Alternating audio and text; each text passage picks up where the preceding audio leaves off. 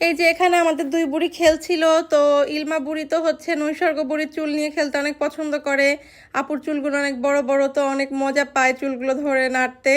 আর নৈসর্গ দুষ্টুমি করে ইলমা চুলে হাত দিচ্ছিল। তোমার চুল কতটুকু কিউট একটা ছোট ছুটি করেছিল।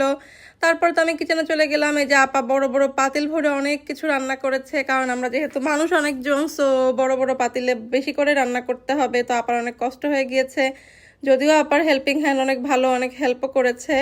তারপরে এই যে সবাই এখানে খাওয়া দাওয়া করতে বসে গিয়েছি। আব্বু বসে মজার মজার অনেক কথা বলছিল। আর নৈসর্গ তো এই ওর ফুপির বাসায় গেলে দোলনাটা পেলে আর কিছু ওর লাগে না, দোলনার সঙ্গে অনেক দুষ্টুমি করে। তারপরে তিন বোনে যে কেক কাটতে বসে গেছে খাওয়া দাওয়া করে।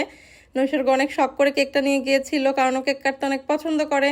তো নিঝুম, নৈসর্গ আর ইলমা তিনজন মিলে কেকটা কাটলো। কেকটা কেটে খাবে কি, ওরা আসলে কেক কাটতে বেশি পছন্দ করে। আর নৈসর্গ যে উপরে টপিংসগুলো খেতে খুবই পছন্দ করে, তো দুষ্টুমি করে ওগুলোই আগে নিয়ে খাওয়া শুরু করে দিয়েছিল। তারপরে এই তো সবাই এখানে যাদের খাওয়া এখনো বাকি ছিল তারা খাওয়া দাওয়া করছে। এদিকে সবাই আড্ডা দিচ্ছিল।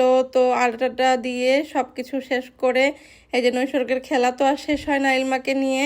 তারপরে তো আমাদের আসলে ফিরতে হবে, ফেরার পালা। Okay, thank you for watching, bye by.